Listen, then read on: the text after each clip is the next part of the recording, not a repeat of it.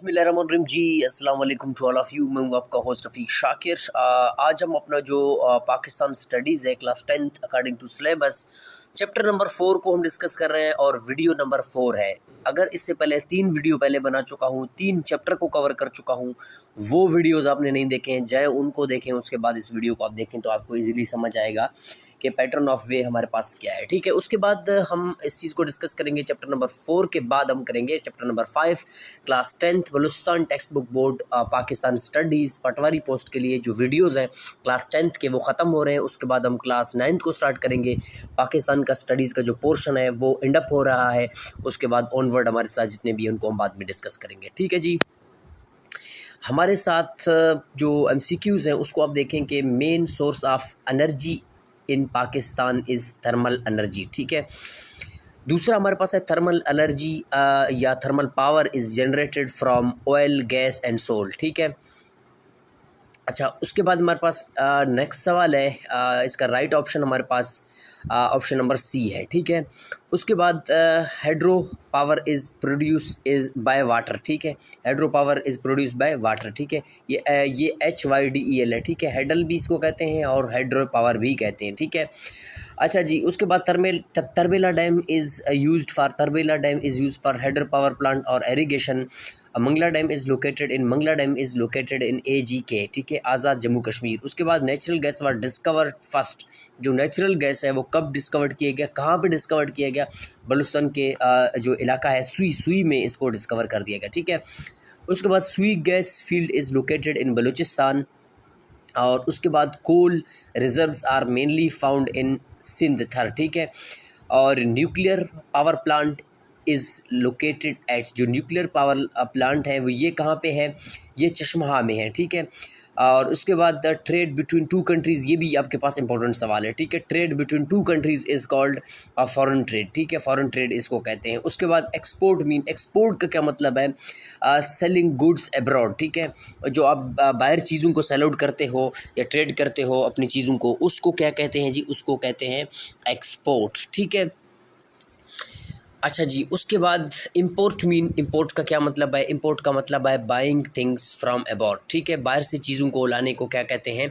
Import कहते हैं। ठीक है, कि बाहर से कोई चीज़ प्रोडक्ट ले आओ, उसको हम कहते हैं इंपोर्ट। ठीक है जी, उसके बाद हमारे पास नेक्स्ट सवाल है Pakistan export mainly Pakistan exports in Pakistan क्या एक्सपोर्ट करता है? मेनली टेक्सटाइल आपके पास इसका राइट ऑप्शन है, ऑप्शन नंबर बी हमारे पास है। ठीक है, पाकिस्तान इंपोर्ट मेनली पेट्रोलियम। उसके बाद पाकिस्तान जो इंपोर्ट करता है, बेसिकली पाकिस्तान क्या इंपोर्ट करता है? मेनली पेट्रोलियम को करता है। Balance of trade is difference between balance of trade between, इसका राइट ऑप्शन हमारे पास क्या है? Exports and import. ठीक है, जो एक इकोनॉमी है या इसकी जो बैलेंस ऑफ ट्रेड है, इसमें हमारे पास जो इंपोर्ट और एक्सपोर्ट है ये बहुत ही इंपॉर्टेंट दो टर्म है। ठीक है, जिन लोगों ने इकोनॉमिक्स पढ़ा हुआ है वो इस चीज़ को बेहतर अंडरस्टैंड कर सकते हैं। ठीक है, अच्छा जी, उसके बाद हमारे पास है favourable balance of trade mean export and import.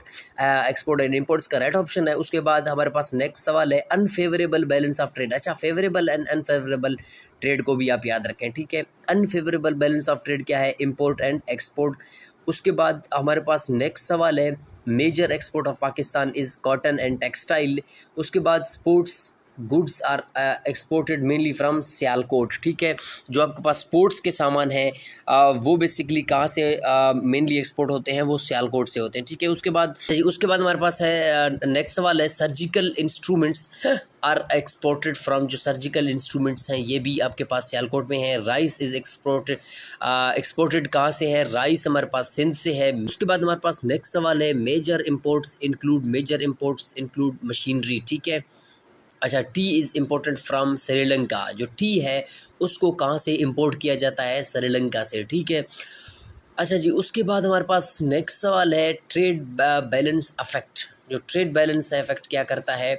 ये आपके पास इकोनॉमी को अफेक्ट करता है। ठीक है, continuous trade deflect causes economic problem. Pakistan mostly faces unfavourable trade improvements in trades helps. जो इम्प्रूवमेंट्स ऑफ ट्रेड है ये क्या करते हैं? इसके लिए जो हमारे पास है वो रिडक्शन ऑफ डिफ्लेक्ट है। ठीक है, और उसके बाद हमारे पास इसका ऑप्शन नंबर बी है उसके बाद ये भी इम्पोर्टेंट सवाल है, पाकिस्तान लार्जेस्ट सी पोर्ट, पाकिस्तान का जो लार्जेस्ट सी पोर्ट है ये कहाँ पे है? कराची सी पोर्ट, ठीक है।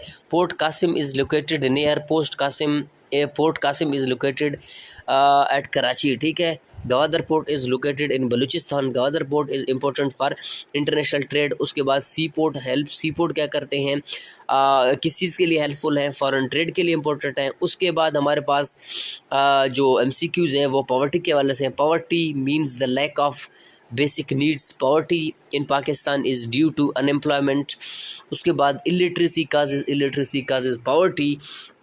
और उसके बाद आपके पास है जी पॉपुलेशन ग्रोथ इंक्रीज़ क्या करता है? पॉवर्टी को इंक्रीज़, जो पॉपुलेशन है इसकी ग्रोथ है वो बेसिकली क्या इंक्रीज़ करता है? वो पॉवर्टी को ही इंक्रीज़ करता है, ठीक है। ये छोटे छोटे जो सवालात हैं ये आप उनको याद रखें, ये आपके लिए इंपॉर्टेंट है, ठीक है। पॉवर्टी कैन बी रिड्यूस, ये कॉमन से सवाल है, ठीक है। Poverty can be reduce with the help of education.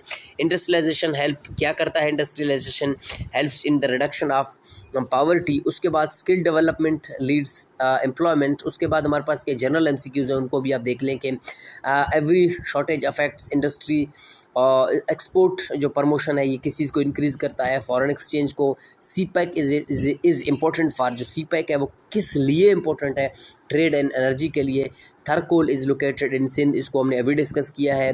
उसके बाद renewable sources of energy include, हमारे पास इसका जो राइट ऑप्शन है वो है सोलर एनर्जी। उसके बाद हमारे पास है foreign trade helps, foreign trade किस लिए हेल्प करता है? इसका राइट ऑप्शन इकोनॉमिक ग्रोथ में हेल्प करता है। Pakistan earns foreign exchange mainly through export, इसका राइट ऑप्शन है। उसके बाद sea trade is cheaper because of, अब देखेंगे जो सी ट्रेड है ये क्यों चीपर है? बिकॉज ऑफ लो कॉस्ट, ठीक है। अच्छा जी, उसके बाद हमारे पास नेक्स्ट सवाल है, एनर्जी क्राइसिस क्यों होते हैं, किस वजह से होते हैं? इंडस्ट्रियलाइजेशन स्लोडाउन की वजह से आपके पास एनर्जी क्राइसिस होते हैं, ठीक है। उसके बाद स्ट्रॉन्ग इकोनॉमीज़, अब देखें कि जो स्ट्रॉन्ग इकोनॉमी है ये किस चीज़ के ऊपर डिपेंडेंट है? जो स्ट्रॉन्ग इकोनॉमी है ये आपके पास रिसोर्सेज और ट्रेड जो आपके पास हैं ये इसके लिए ही जो है ना डिपेंडेंट है, ठीक है। उसके हिसाब से आपकी जो इकोनॉमी है वो स्ट्रॉन्ग होगी, ठीक है। उसके बाद हम अपने वीडियो नंबर 5 को डिस्कस करेंगे, जो लास्ट वीडियो होगी क्लास 10th की। तो अगर आपका कोई भी सवाल है इस हवाले से, अगर आपको आपके जो कोई भी रेलेवेंट सवाल है पटवारी के हवाले से, वो आप पूछ सकते हैं। तो मिलते हैं वीडियो नंबर 5 के साथ। अपना ढेर सारा ख्याल रखिएगा। अल्लाह हाफिज़।